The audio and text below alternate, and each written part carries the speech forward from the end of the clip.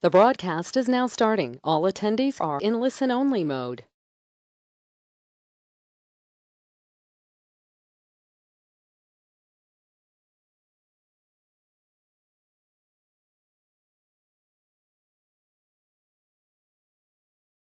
Good afternoon, everyone. Just to introduce myself, I'm Alistair Stewart, PCI QSA here at ITG, and I'm going to be taking you through this afternoon's session on PCI DSS, audit success. I'm going to be running through the slides, talking through it. We're going to provide you, hopefully, with a nice practical introduction to how you can prepare for your PCI DSS audit. Obviously, you may have noticed at the moment everyone is muted, which everyone will be for the duration of this webinar. There's an opportunity at the end to address some of your questions, so please do enter them as you go along in the questions function of your webinar control panel, and we'll do our best to answer them all as thoroughly as possible at the end. For also anyone else wondering, we will be emailing everyone a copy of the presentation slides and the recording of this webinar tomorrow as well. So, just to briefly introduce you to IT governance, if you haven't come across this before, we've been helping clients secure all their information and data and comply with a whole range of industry standards since 2005.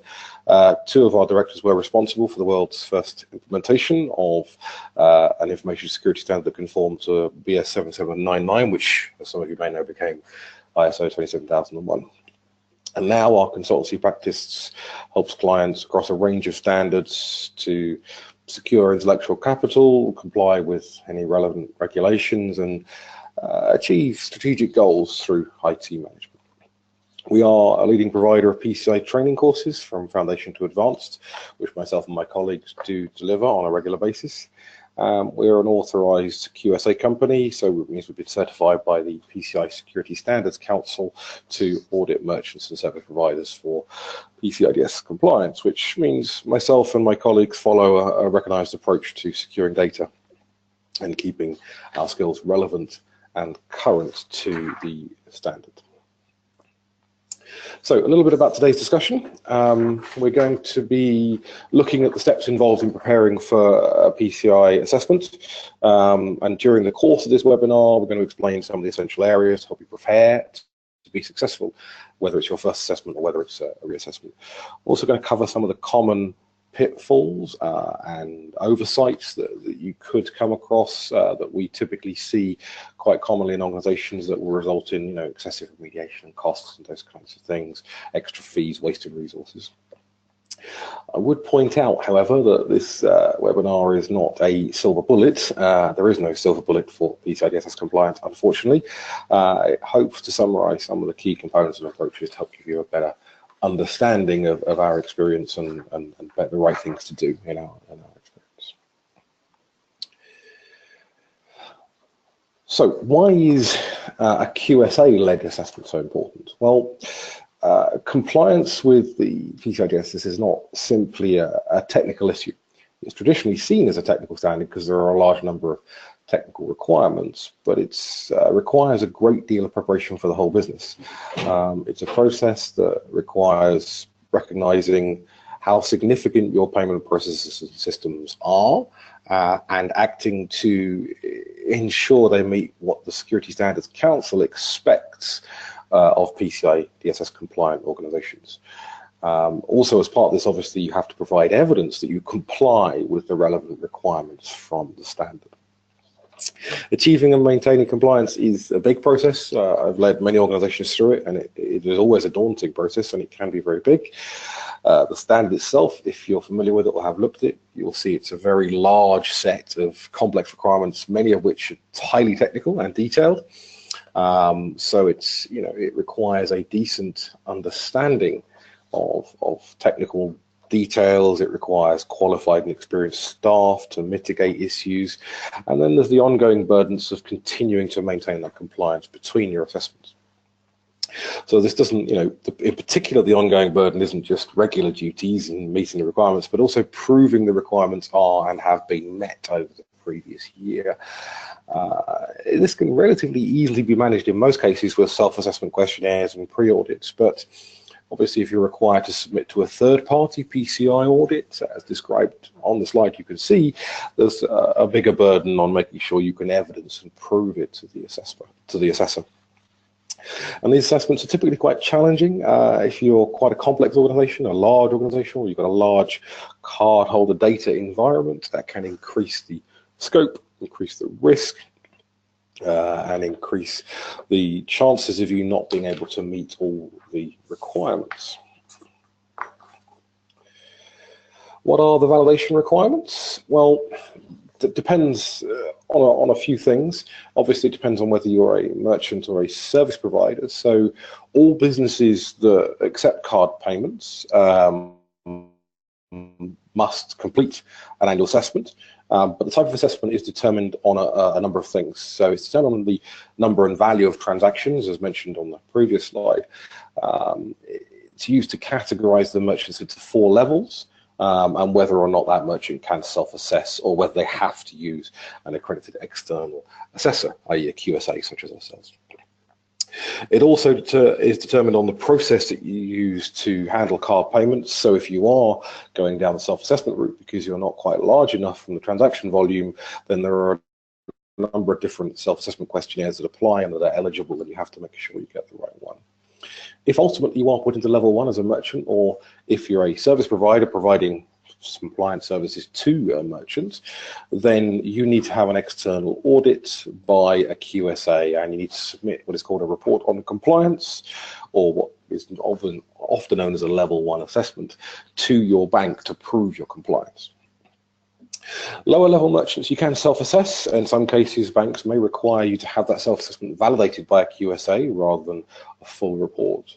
But if a card provider decides that you're a particular risk, perhaps you've had a breach or you've failed to comply with other requests, they may direct you to involve a QSA in performing a full report on compliance, irrelevant of your level. Ultimately, if you fail to comply with their requests, they could revoke your ability to accept card payments, which obviously would leave you in a bit of a pickle as a business. So the potential for non-compliance implications are quite big. And the other thing is that as more and more high-profile breaches hit the press, the Security Standards Council becomes more and more rigorous about enforcing compliance.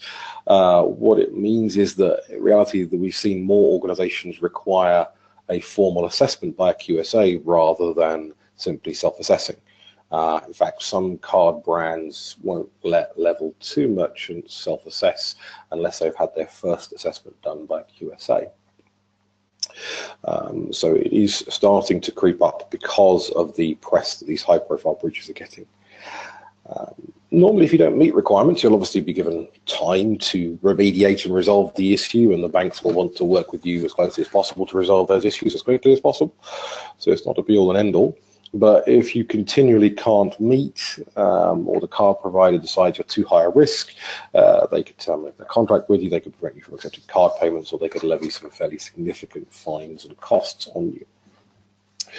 So it's all important to ensure that you know what you need to do to keep your acquiring bank happy with your compliance status. So what's involved in an assessment? Well, it can be broadly split into the 4 phases detailed in front of you here. Typically, you'd expect prior to the actual assessment itself that the QSA will conduct a pre-assessment. So you'll have some engagement with the QSA and the management team explaining what the assessment activities will be, making sure that you fully understand the process, making sure that they review any specific aspects to your environment, such as how sampling will be done, or any specific issues that could come up due to your unique environment, your unique cardholder data environment, just to make sure that both sides are ready for what's going to happen during the actual assessment. Prior to obviously conducting any interviews, normally QSAs would like to gather all the documentation, such as last year's report if you had one done, network diagrams, testing reports, policies, procedures, things that describe the scope of your compliance first, to ensure that the QSA understands exactly how your environment sits and exactly how your scope is laid out, and make sure they're happy with that definition. It's not the QSA's job to determine your scope. It's the QSA's job to validate the scope that you have determined it to be. So if the QSA doesn't agree with your validation, he will agree with your scope, he will explain why, and then you can work with your QSA to make sure that both of you are happy with the scope of the assessment itself. During the assessment, obviously, there'll be interviews, there'll be reviews of each requirement, sub-requirements, and establishing whether you meet the particular areas each specific requirement is about. Then there'll be communication back to your management team with details of whether there's any outstanding evidence or any further evidence or anything needs to be remediated, so that those requirements can be assessed. Certainly, IT governance, we're happy for you to remediate during the audit itself. It's not a problem, assuming it can be done. Some remediation may take significantly longer, but certainly remediation and communication continuously throughout the assessment between the QSA and the company is important. And at that point, there should really, once the assessment's been done, all the evidence been gathered, there should really be a wrap-up meeting between the appropriate person within the organization and the QSA before the report is actually finalized, so that the QSA can discuss any remediation or any outstanding evidence that still needs to be done, and what remediation may need to be done in order to actually get compliant if the case is that you're not there. If there's no remediation required, or the remediation can all be addressed relatively quickly, then obviously the QSA can repeat the report on compliance. They can act, to pull all the evidence together and pull all the assessment activities together. There will obviously be detailed work papers, so there'll be records of activities, records of interviews kept, all the evidence and config files and screenshots are all kept, and the QSA program that we go through as a QSA company ensures that we handle all that evidence and data securely for you. Then there's a high-level comprehensive sort of summary of the requirements performed and collected during the assessment.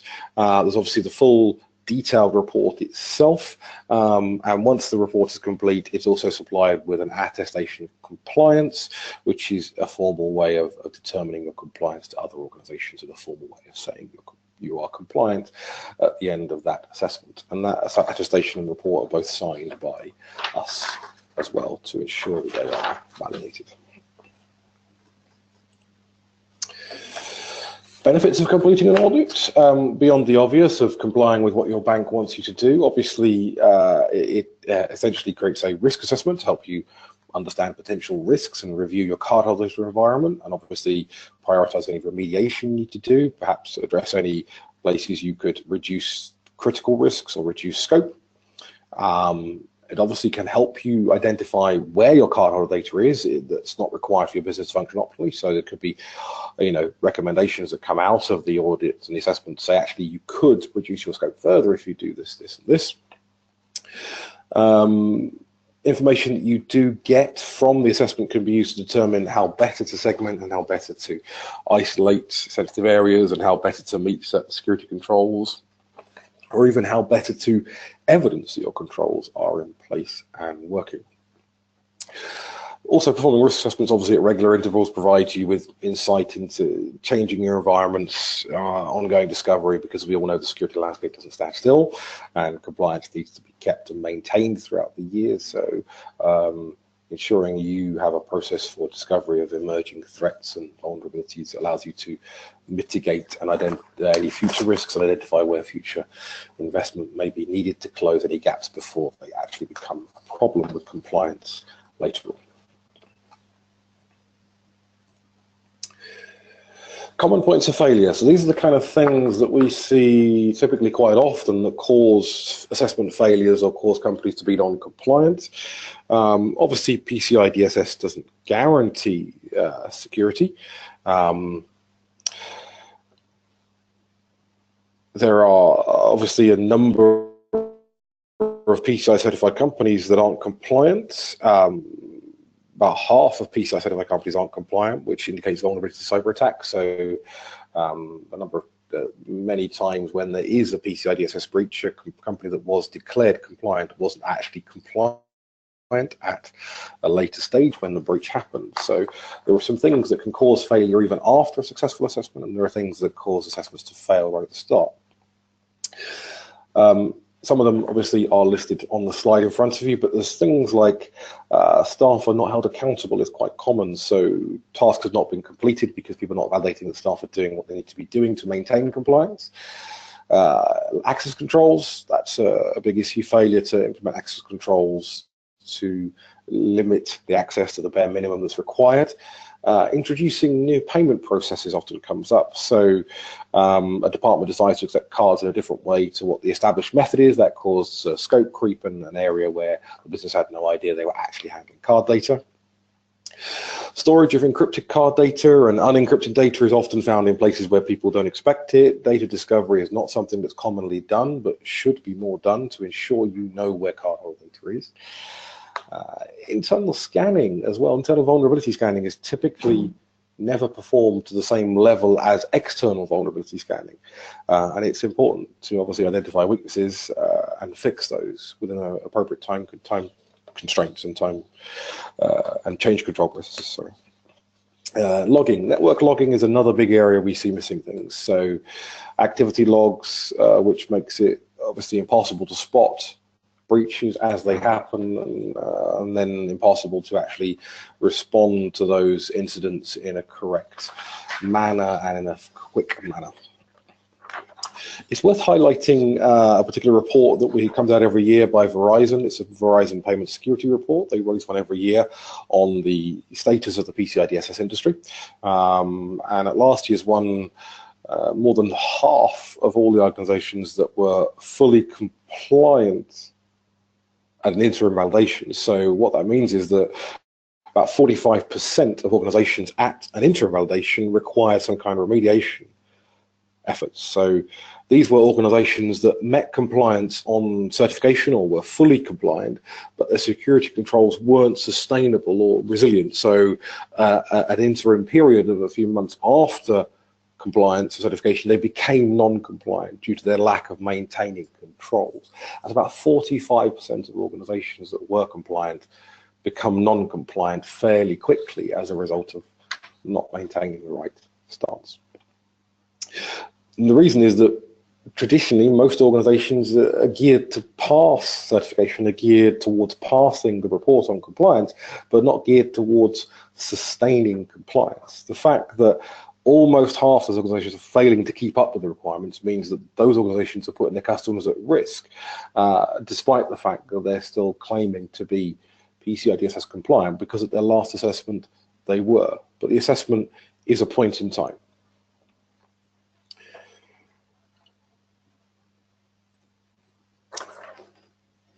Moving on to actually now getting towards a successful audit. So how to roadmap yourself, as it were, towards an effective report on compliance. So the typical problem is that PCI DSS assessments, like I mentioned, are often seen as a necessary evil. It's wrong to treat them as that. PCI assessors like ourselves want you to succeed in compliance and security. QSAs want to get through the assessment as smoothly and as quickly as you do. So the more that the QSA and the management team can work together to make sure the job is smooth, the quicker you can get yourselves an accurate and effective report on compliance. So over the next bunch of slides, we're going to focus on the steps you can take to save time, to make sure you get the optimal outcome for your assessment, which is a pass, obviously. And although these recommendations have been developed for organizations that are going through a full ROC, most of the steps are relevant to any organization, whether you're self-assessing or whether you're being externally assessed. So most of these steps should be relevant to everybody. So the first one on that list is obtain corporate sponsorship. So PCI DSS compliance is not about just passing that assessment. It's not about ensuring all the right boxes are ticked on the day. Compliance is determined on the basis of whether card data is kept secure by meeting all the requirements all of the time. That's why there's no official certificate of PCI DSS compliance. Compliance is not judged by this moment in time. It's a continual operational process, which you must almost always be considered you're developing processes and controls to establish that. So in order to make sure you can establish that compliance program, you need the corporate sponsorship. In order to prevent cardholder data breaches, the ultimate goal of PCI DSS should be the main goal of your PCI DSS program. You should have a program. If your organization's goal is to pass and receive a certificate, then you're kind of misunderstanding the intent of the standard, and ultimately will fail compliance fairly quickly after your assessment. Obviously, initial assessment requires a focused effort from the business, and ongoing compliance requires a focused effort as well. So it's important to maintain close communications between operational staff. It's important to have management buy-in and management sponsorship, and start at the top, because the sooner you gain support from the CEO or equivalent, the sooner you're going to gain support from other senior management, and that filters down throughout the organization as the right kind of culture for compliance. Your compliance team, obviously, if you have one, if it's one person, fine, but your compliance department should be the focal point of a compliance effort, and they should be working towards the success of the assessment. But they need corporate sponsorship in order to have people on that team. They need the corporate culture to buy in, to make sure the resources from all the different departments of information security, operations, HR, and IT are involved in compliance, and compliance can be successful. So try and identify individuals who know most of the information the QSA needs. If you can identify a key group of individuals from the top, or from heads of department, or from inside departments who have 80% of the information the QSA needs, then the QSA can work just with those people and get most of the work done in a very short space of time. The more people you have to interview, the longer it's going to take. So if you can find the right key individuals from this compliance team, it should make the audit process a lot smoother.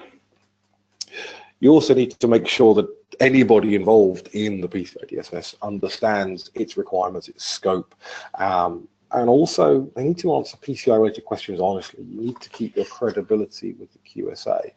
QSAs are not there to catch you out or to trip you up or to find faults. We're there to help you get assessed and to help you get compliant. The next step you need to go through is selecting a QSA. So obviously you do have a choice. There are several hundred QSAs available across the world. So you want to make sure you select an appropriate QSA. They are obviously individuals who have gone through the QSA process and certification process with the council. We are all listed on the PCI Council's website, which is PCIsecuritystandards.org. And you can find every QSA and every QSA company listed there, so you can verify the qualifications of the particular QSA you're interested in using. All QSAs obviously have to meet the same set of requirements to become certified, but QSAs individually vary in experience, will vary in aptitude, thoroughness, but also we vary in how we interpret the requirements and how we evaluate the appropriateness of particular measures and controls. So you want to select a QSA that can identify with your business, can identify and address security risks specific in your organization, specific to your needs and your budget. So a good QSA should be able to translate the concepts and ideas and interpretations of the standard into your business terms to give you a firm grasp of the requirements and how they impact your business. It comes down to this audit versus assessment. So we've mentioned both the words audit and assessment across a few slides.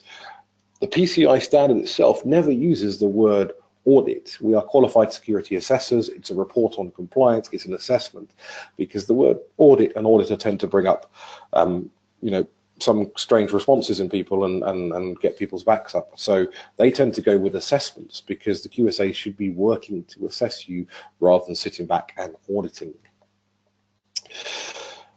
Once you've selected the right QSA, you want to make sure they've got the right knowledge and the right experience, make sure that you're happy with them and gives you peace of mind that they're actually working with you to reduce your risks and help you control your costs as well. Obviously, a key criteria for any merchant or business when evaluating is the cost. So obviously keeping costs as low as possible is important, and lowest price QSAs tend to win business. However, it's important to keep in mind that the cost of compliance is always lower than the cost of non-compliance, always. So although you want to reduce your costs, you want to make sure that you're getting the right fit as well. Some QSAs spend very little time on site. it's difficult to perform QSA and work and report on compliance remotely.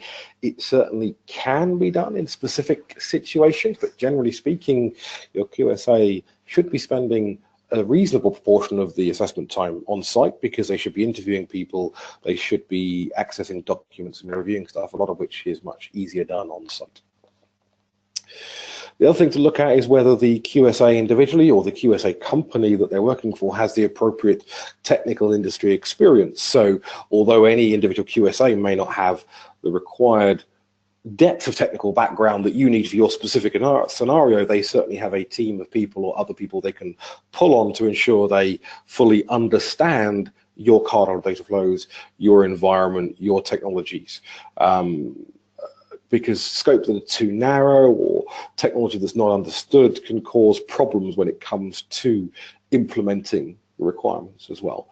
So it's important to make sure the QSA has a good area of experience and a good opportunity to pull on expertise from other areas if they need to be able to understand what's going on.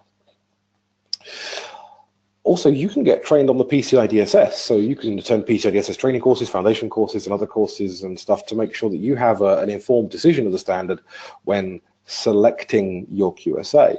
The PCI Council has worked to even out the quality of its auditors over the years. So there is the Assessor Quality Management Program, where they go and assess the quality of all their QSAs on a reasonably regular basis. But there are inexperienced QSAs out there, and sometimes they can make very expensive decisions on behalf of organizations that perhaps could have been done better. So make sure you interview QSAs, you chat to them, you get to know them, make sure they're a good fit for your organization. Also look for QSAs who are consistent in their advice and interpretation of the rules. QSAs that can back up their claims with written references if necessary. We certainly get requests quite often to provide references for similar industries or similar businesses, and ITG are more than happy to provide references if you wish to take us on for work. Once you've selected your QSA, one of the next key points is looking at network data flow diagrams. Typically, businesses have network diagrams. It's quite a common thing. Without a network diagram, you're kind of fumbling blind. But what businesses we find don't have is cardholder data flow diagrams, and it is a requirement in the standard. So it's a significant step for you to understand where your card data is and the perimeter of your cardholder data environment within your network. The easiest way to do that is creating a data flow diagram. So identifying locations, identifying flows of data, identifying process flows, identifying where that card data is encrypted, where it's unencrypted, where it's stored, where it's transmitted, and where it's processed. We typically find the best way of reducing scope is to look at the current cardholder data flows and data storage, and then work with that, because that can allow you to greatly reduce the scope. A lot of organizations are storing unnecessary, it's being transmitted to unnecessary systems, just because it's the way they've always done it, or they have systems built on systems. So it's important to develop processes and procedures to allow you to monitor that data flow and make sure the cardholder data flow doesn't change when new processes are introduced. Excuse me. It is sound advice that the storage of cardholder data should be kept to an absolute minimum. The words in the standard are, if you don't need to store it, don't store it. There are many ways to make sure that you can remove the need for storage of data without actually changing your processes. It's not often you're going to need the full primary account number.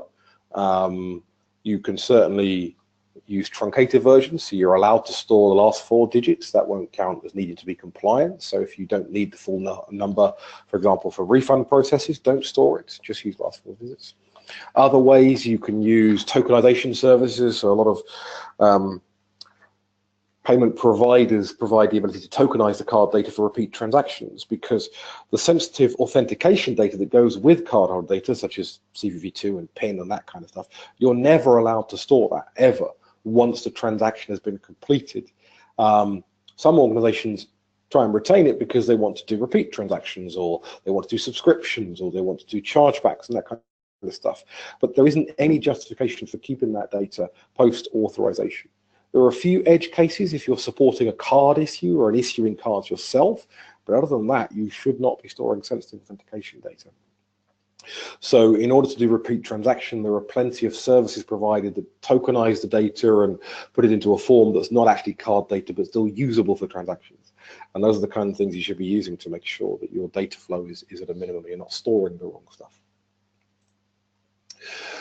Another big step you want to take is actually reducing your scope. A lot of the work we do as consultants with clients is not necessarily remediation, it's actually scope reduction. Scope reduction is a better way of remediating a non-compliant requirement, because if you can remove the need to comply with that requirement in its entirety, it kind of eliminates the problem completely rather than just solving the problem. So reducing scope may involve moving the data around or removing the data completely and changing your infrastructure as to how that data is transmitted or processed or stored at all. That also then reduces the scale of implementation for the requirements. Reducing the size of the problem makes it easier to manage, minimizes the number of risks, and minimizes the resource requirements for the ongoing compliance program of maintaining compliance long term. It's a good practice for a scope reduction workshop to run scope reduction workshops and to discuss the payment flow as it is now rather than how you would like it to be. So run scope reduction on exactly as it is now. For most businesses, the complexity and cost of compliance increases with the size of the organization and increases by the number of accepted payment channels and the ways you accept payments. So if you can reduce those down, those can be significant ways of reducing scope. The scope of compliance is obviously driven by the way you handle cardholder data, the way you store it, the way you process it, and the way you transmit it. All the requirements of the standard apply to all system components. And system components are defined as any application, network, system component, server, or device that's included in or connected to the cardholder data environment, or can affect the security of the cardholder data environment. So even devices that don't necessarily directly interface with cardholder data, such as firewalls or authentication servers, can still be in scope because they're used to secure the devices that do interact with card data. If there's no adequate segmentation between subnets or between networks or devices, then the entire of your network can end up in scope, which is a mess of a problem. So network segmentation is not required by the standard, but it's a highly recommended way of allowing you to significantly reduce scopes. And you can do that through firewalls, through access control lists, through core routing tables, physical segmentation, any way that controls traffic flow from one device to another. And strategic outsourcing is another way of reducing scope. So you can outsource business processes to third parties to handle it for you. You need to carefully consider how that achieves the desired scope reduction. The two options essentially are outsourcing your business processes or outsourcing your technology completely. Both will have an effect on the controls, and depending on the strategy for handling third parties and how you deal with it, there may be partial or no scope reduction depending on what's being done. Impact reduction looks at the current environment and seeks to remediate the current infrastructure. So it seeks to remediate as it is by removing sensitive data, hardening, monitoring, etc. There's no scope reduction as such within impact reduction. Typically, you want to perform scope reduction and outsourcing and then do impact reduction on what's left to reduce the actual impact of what's left. If no scope reduction can be done, then you're straight on to reducing the impact on the current scope as it is. Get your documentation in order. The PCI DSS standard requires a lot of documentation. Any of you who've looked at it or been over it will see that there is a lot of have a policy, have a process, have a procedure for it. So there's a lot of documentation required and it needs to be in order. The QSA is going to want to look at all that documentation. They're going to want to assess it and make sure it meets the requirements. And that can only be achieved in an effective way if it's organized and you've documented your controls and you've maintained that documentation over time. So the QSA is going to identify processes by looking at documents and reviewing them. They're going to manually check them and take copies of them. They're also then going to use that information to interview your staff. So they're going to interview them about the processes that they should know about. they're also going to want to see evidence of those processes being done as well. So change request tickets and all the kind of documentation that comes out of processes to prove they're being done. Even the most secure company will end up failing if they can't prove that your security policy adequately fulfills each of the 12 high-level requirements and standards. So you need to adequately prove that. Despite the fact you may be doing it all, if it's not documented and controlled, you're going to fail compliance as well. Obviously, also there's to do with log files. So a successful audit does depend on you being able to demonstrate that your log files are well managed. So having policies and procedures that support the fact that you're managing your data, managing your information, not just the card data, but any associated security data as well. It's kind of recommended that your IT team have a diagram or a list of all the documents that you're providing and map them to the particular requirements. So mapping your information security policy and procedure documentation to PCI DSS requirements and making sure you're addressing each one individually. It sounds like a lengthy process, and initially it is, but once it's done, it allows you to maintain the documentation easily. When documentation needs to change, you can make sure it's not affecting the requirement. It also allows the QSA to very easily validate each document, so they're not bombarding you with questions and follow-up questions and more follow-up questions. If you're looking for ways of matching documentation up to requirements, we have a toolkit that has tools in it that can help you with the documentation side of things. So documentation is something that typically the majority of organizations we deal with are failing on when we start dealing with them. Even some of the most secure organizations don't necessarily document correctly. It's one of the big areas. Attesting your service provider's compliance. So we mentioned outsourcing to service providers. So the PCI DSS, as stated on the standard, applies to all entities involved. So if you're not an entity that's actually taking card transactions yourself, but you're involved in securing another entity's card transactions, you're by default a service provider. As a merchant, if you engage service providers and third-party service providers, if they're in scope of your compliance, they also need to be compliant themselves.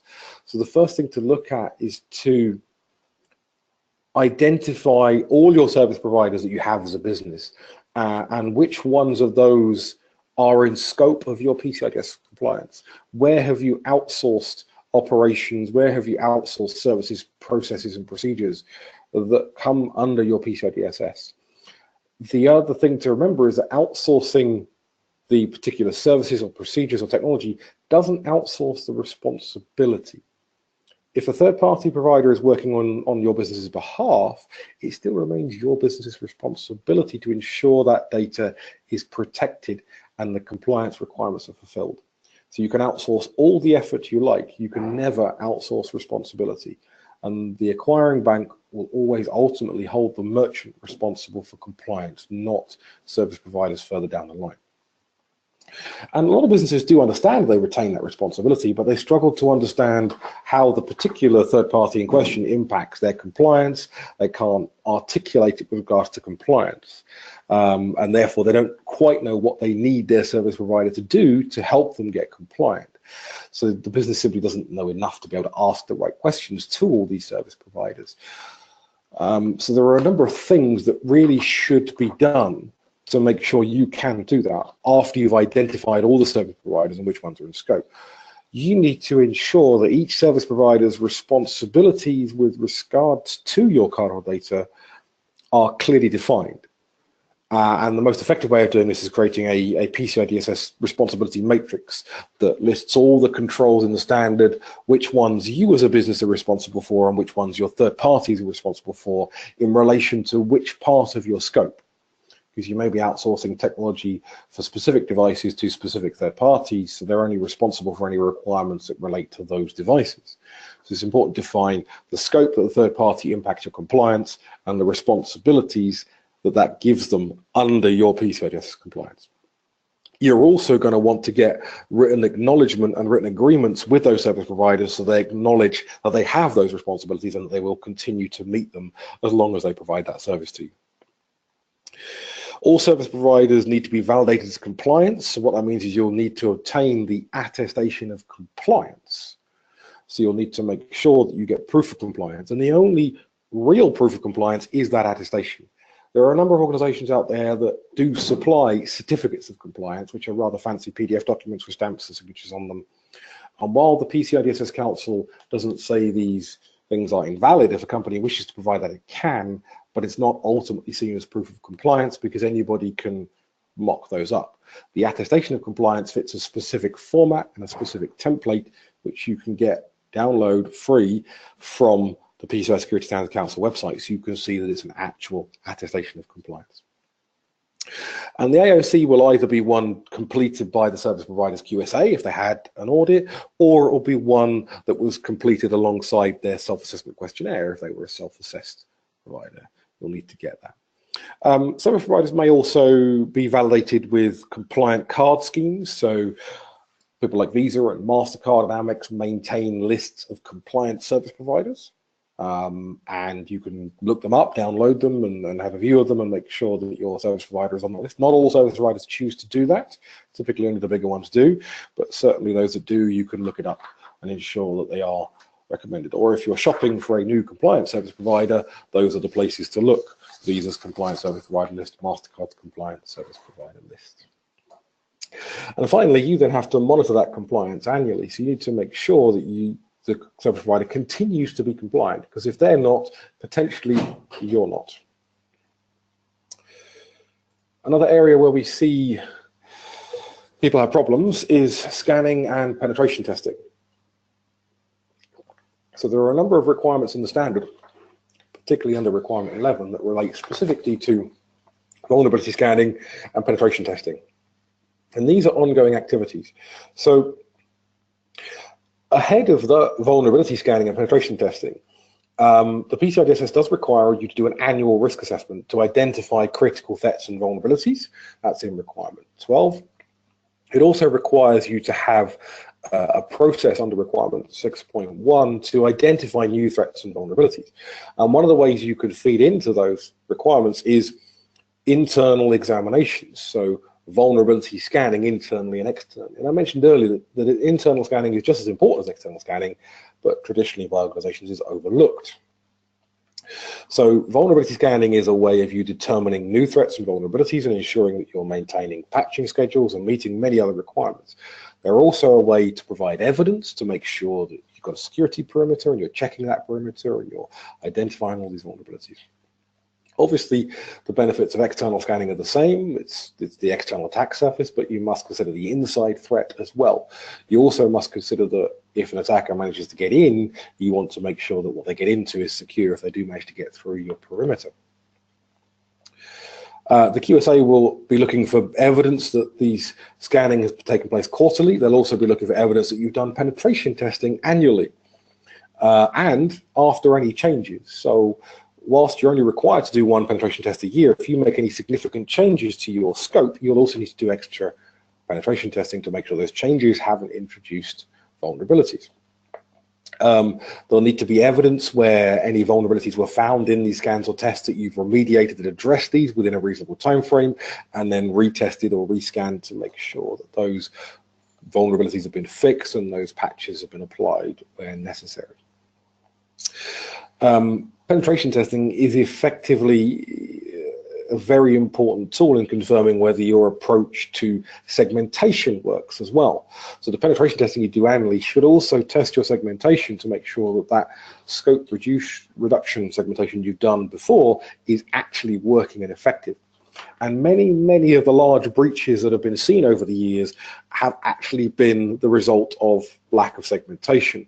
Attackers intrude into a non-PCI area and then have managed to make lateral moves across the network into the CDE. If any of you remember the Target breach from 2015, which went in at the second largest cardholder data breach in history at 90 million sets of card data or thereabouts. One of the key failures in that was the lack of internal segmentation in the network between untrusted networks and the PCI environment. So segmentation is an area that really needs to be kept on top of. So much so that they've introduced new requirements a little while ago to test segmentation every 6 months for service providers. So segmentation is an area that the industry really does fail on. Audit your log files. So logging, which is the entirety of requirement 10, is a very, very big requirement under the PCI DSS. There's a lot of logging that needs to go on, there's a lot of reviewing, and there's a lot of information. Under requirement 10 and specifically requirement 10.6 is all the detail of what needs to be required. And as many of you may know or may not know, logs are generated by, well, everything.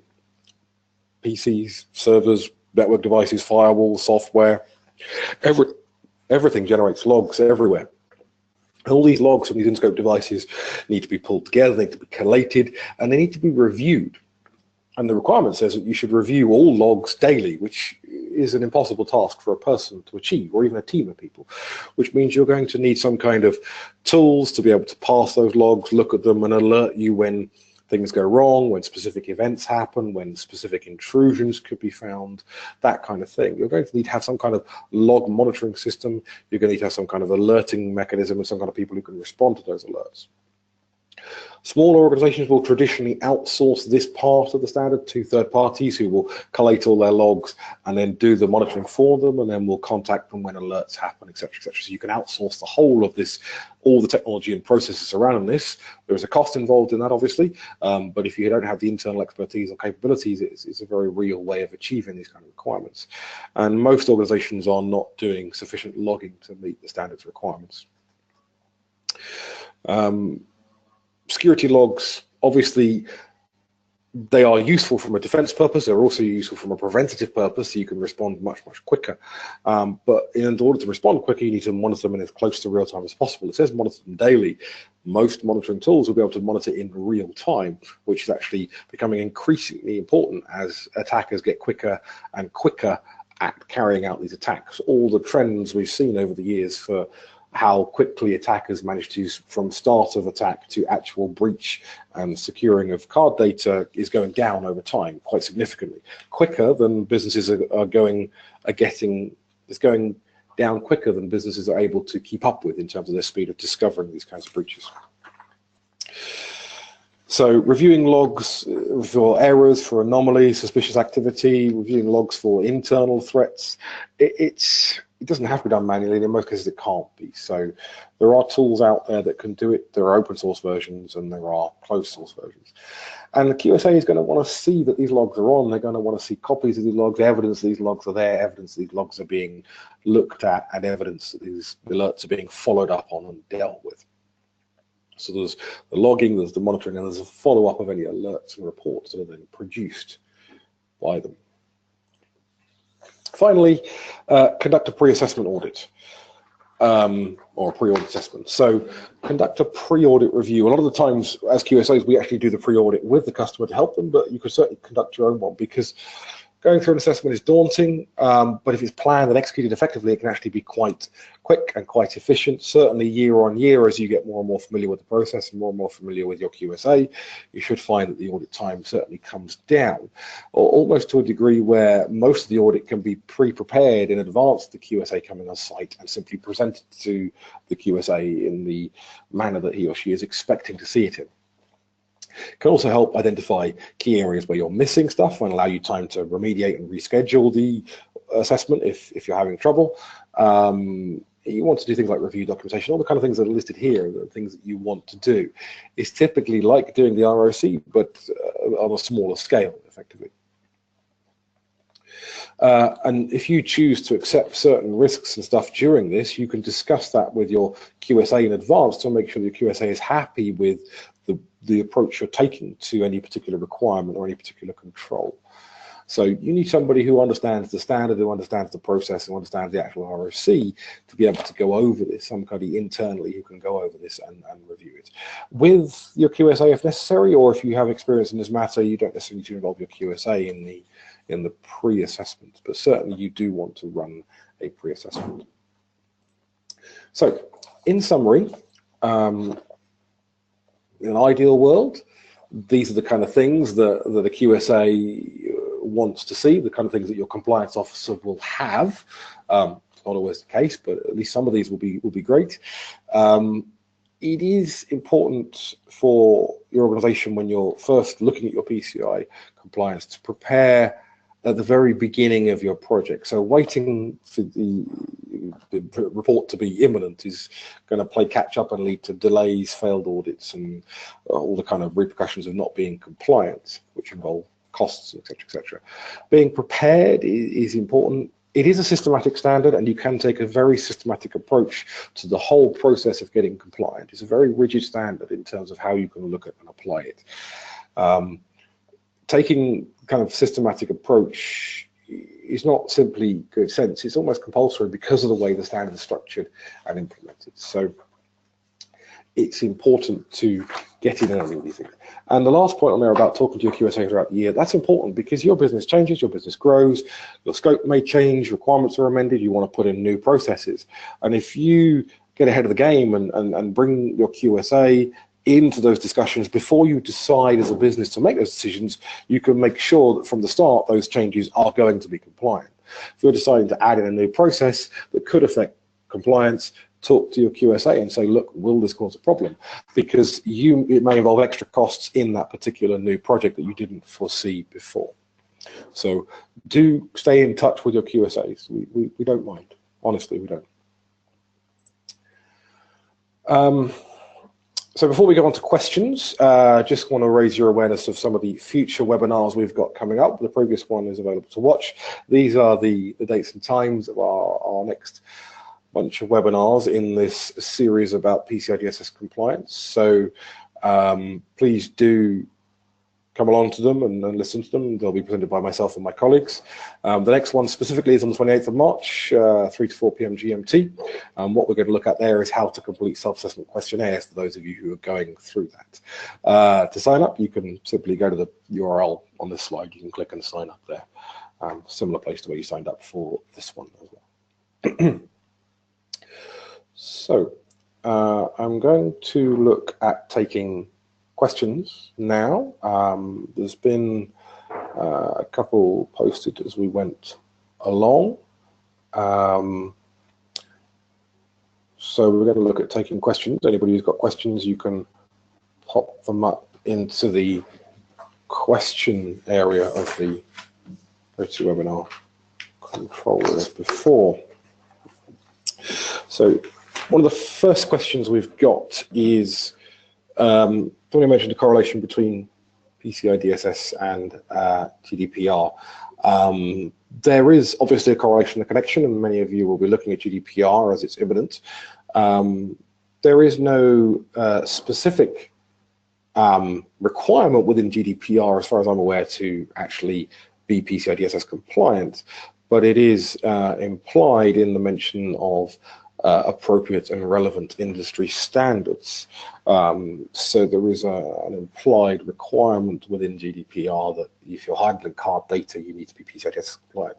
Certainly cardholder data is covered under the GDPR as personally identifiable information, and the GDPR is going to be handled and controlled by the Information Commissioner's Office, the ICO, who are also responsible for DPA, and historically the PCI DSS has been used underneath the Data Protection Act to protect the same data. So we see no reason why they wouldn't be treating it the same under the GDPR. There's obviously nothing official, like I said. I can't speak too much at length on GDPR in detail because I'm not a GDPR consultant. We do have many, and if you need to, we can obviously get you questions from them. But yes, there is definitely a connection. How much that's going to be enforced, we can only assume based on how much previously the ICO enforced PCI DSS compliance under the Data Protection Act, which is essentially what the GDPR is effectively going to replace. So yes.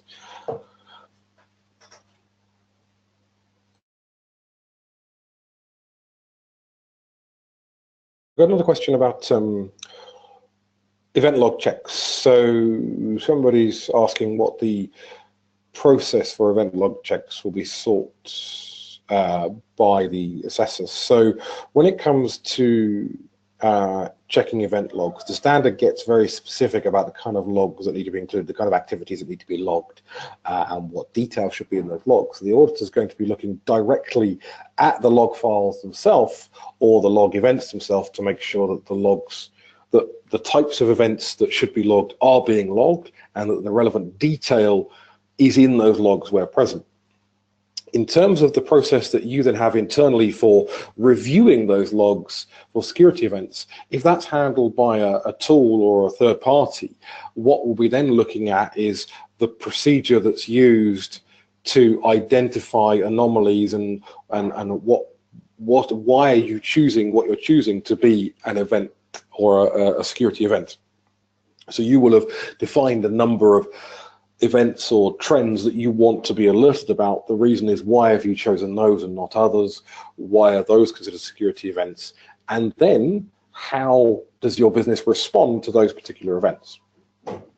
Event log monitoring is something that's going to develop over time in your business as you get more and more logs. So it's going to be a case of looking at what you log, make sure you log what's in line with the standard, what do you respond to, make sure that's in line with the standard, and how do you respond to it and make sure that's in line with the requirements. Got another question on saying, can we expand on why authentication technologies are in scope? So the three categories of device that are in scope are devices that directly store, process, or transmit cardholder data, devices that are connected to those devices, and devices that provide security services to the devices. So if with any given device on your network, you have to ask yourself, if I compromise that device, does it allow me to compromise the cardholder data or devices that are inside the cardholder data environment? And with an Active Directory server, obviously that's doing all your authentication, that's authenticating any users onto systems in the CDE, and therefore if I compromise your Active Directory server, there's the potential for me to hijack an admin account and get into your CDE. What that doesn't mean is that, as the follow-up question the person said was, what that doesn't mean is that any devices that are connected to the Active Directory server are also in scope, because the requirement is devices that are in the CDE, devices that connect to the CDE, and devices that secure the CDE. Devices that connect to devices that secure the CDE are not in scope by default, assuming there's no connection directly between them and CDE devices, obviously.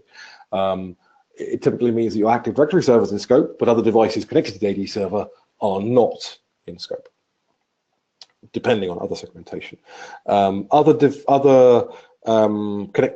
systems that provide security services can be DNS servers. If you run your own DNS, if I compromise that, I can poison the DNS and point customers to my website instead of yours and harvest their card data.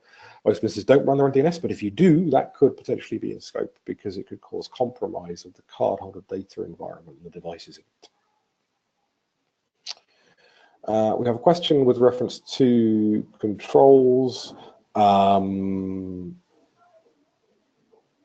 Should it, so with reference to control, should it have a standard ITGC followed as it is done with ISO 27001? I'm assuming your question is in reference to, should the controls be standardized into an ISO format? Not necessarily. There is a huge crossover, obviously, between the ISO controls and the PCI DSS requirements, but traditionally the scope of those two standards is overlapping but different.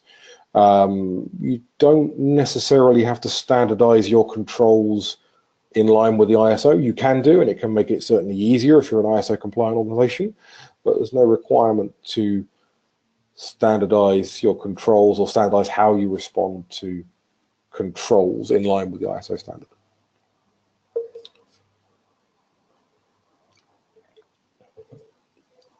I don't think I've seen any other questions come in over the course of the webinar.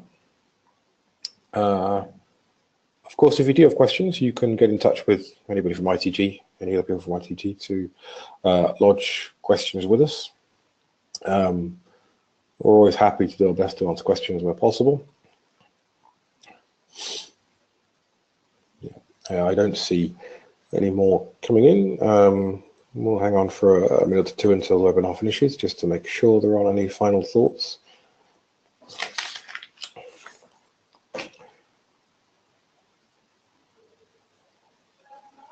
I have a question on hypervisors.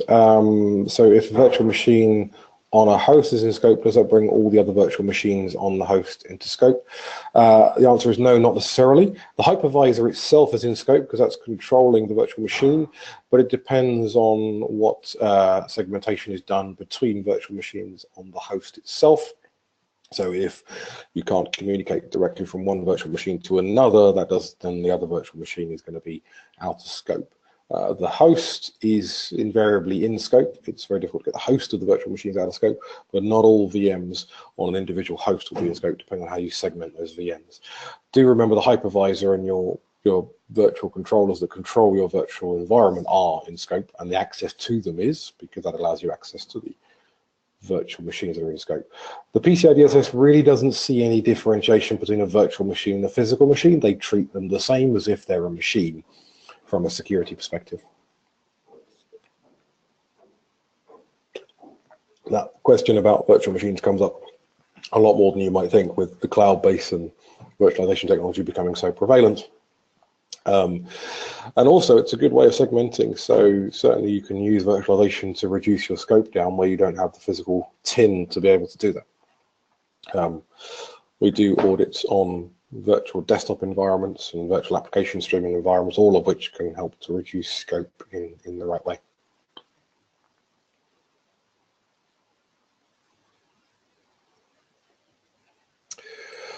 Okay, I don't think there's any more questions coming in, so thank you very much for watching and participating. Do please attend our other webinars if you wish, and the copy of these slides and recording will be emailed out to you tomorrow. Thank you all very much for attending.